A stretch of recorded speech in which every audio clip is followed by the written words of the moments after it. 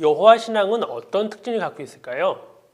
고대 이스라엘 주변에는 수천의 신들이 있었습니다. 그렇다면 그 신들과 여호와는 어떤 점에서 다를까 한번 살펴보겠습니다.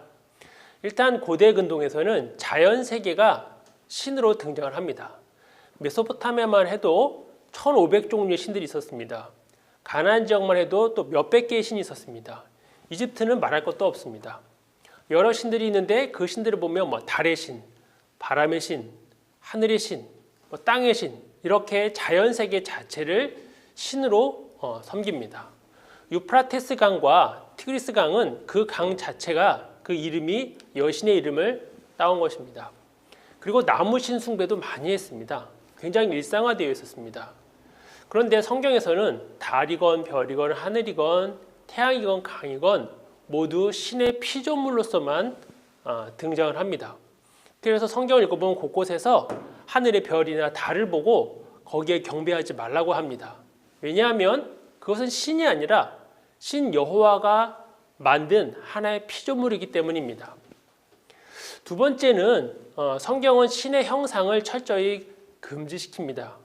그런데 고대에는 어떤 용맹한 사람 또는 독수리나 사자나 어떤 뱀과 같은 어떤 힘을 갖고 있는 동물들, 또 식물, 또 태나 달이나 별들을 신상으로 만들어서 거기에 경배를 합니다.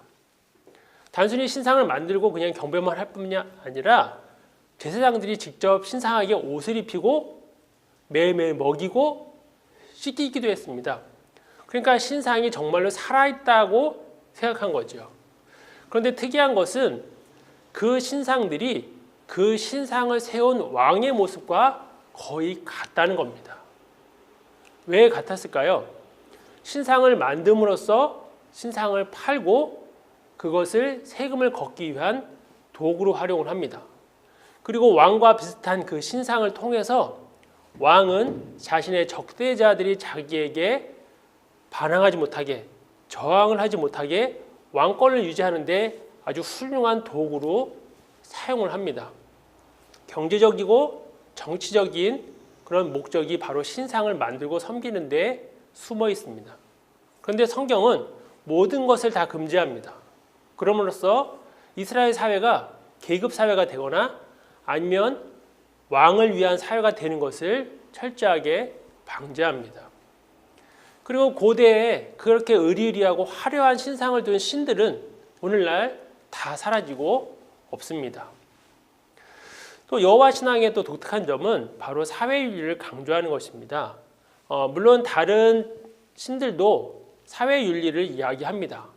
하지만 성경만큼 그렇게 강하게 사회윤리를 말하는 것은 여호와만 신앙이 아주 독특한 그런 면이라고 볼 수 있습니다. 고대의 신들은 노동을 사람에게 맡기고 자신들은 쉽니다. 하지만 여호와는 사람도 가축도 다 쉬게 합니다. 그리고 성경을 쭉 읽어보시면 나그네, 어린아이, 여성에 대해서 계속 배려하고 소외된 사람들에게 관심을 가져야 된다고 여호와가 명령하는 것을 여기저기서 살펴볼 수 있습니다. 그리고 이스라엘에는 50년마다 한 번씩 희년을 둬서 빚진 사람들의 빚을 면제해주는 그런 프로그램이 등장을 합니다. 구약 성경에서 여호와의 특징, 그의 속성을 드러내주는 가장 대표적인 것이 십계명입니다. 그런데 10개의 계명 가운데 7개가 사회윤리를 강조합니다. 그리고 구약의 예언서는 구약 성경 중에서 가장 많은 부분을 차지하는데요. 예언서를 보시면 지도층들의 부패함, 비리, 그리고 그 사회의 정치적이고 경제적인 불평등을 신의 이름으로 강력히 심판을 하는 것을 보게 됩니다. 그러니까 예언서가 사회윤리의 정점이라고 볼 수 있습니다. 여호와를 믿는다는 것이 무엇이냐? 구약 성경에서는 신의 경배가 곧 이웃사랑이다 라고 사회윤리를 신의 명령으로 그렇게 선포하고 있습니다.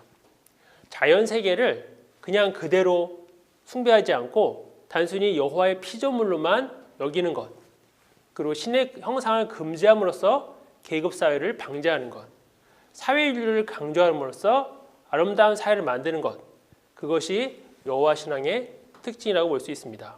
감사합니다.